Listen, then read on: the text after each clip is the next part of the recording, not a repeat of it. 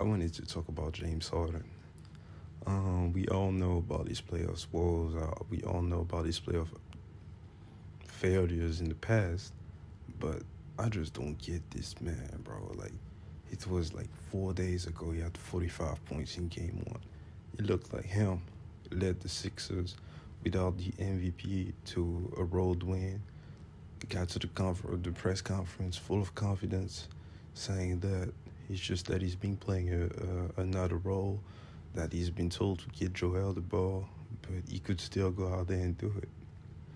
And for the first time this season, I believed him, because if you remember game one against Brooklyn, he had like 30, but he just made threes, you know?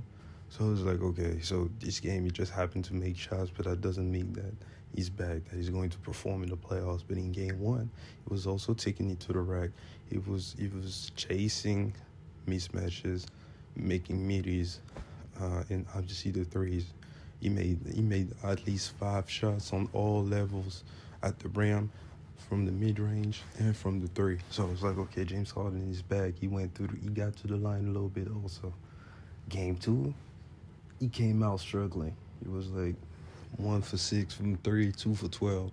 I was like, okay, just game two. You know, Joel was game back, and then they're gonna go back home. He's gonna be okay. And yesterday was one of the most awful performances I recall from a star in the playoffs. Quite frankly, now I'm at the point where I'm like, he has to be a role player. That was disgustingly bad. He was like, 3 for 14? Couldn't make anything. Was missing layups, was missing from the mid-range. I'm not even talking about the threes.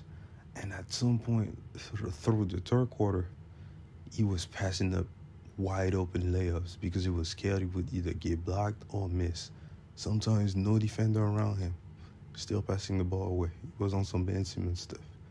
Like, I just don't understand how 4 days ago you was out there acting like you knew you had it, and now you scared to pass up layups. And just because of that, the Sixers still fought, but they lost, and I don't see how they're gonna win 3 of the next 4 games. I just don't see it. They probably come back and win the next game, then they're gonna lose in Boston, and then it doesn't matter. Even if they win in Philly, they're not winning Game 7 in Boston. This series is over. And Jaylen Brown is just abusing that man on both hands.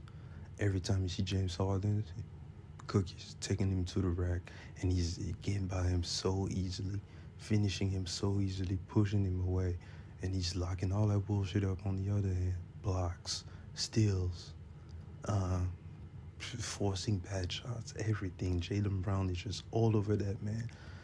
They said that Jaylen Brown asked for the assignment after game one, and bro, like, Jaylen Brown has been the Celtics' best player in my opinion. Like, he completely took James Harden out of this game, and he got so bad he lost his confidence. And now we got Joel Embiid going to the press conference, and it seems like he doesn't learn, talking about guys need to show up. Like, you need to do better in front of the people. James Harden just got you a fucking Rolex for crying out loud, bro. You can't just throw him under the bus like that. Tyrese Maxey struggling also, something that I was fearing, because during the regular season, the Celtics did a great job at taking him away, and Tobias Harris was a no-show.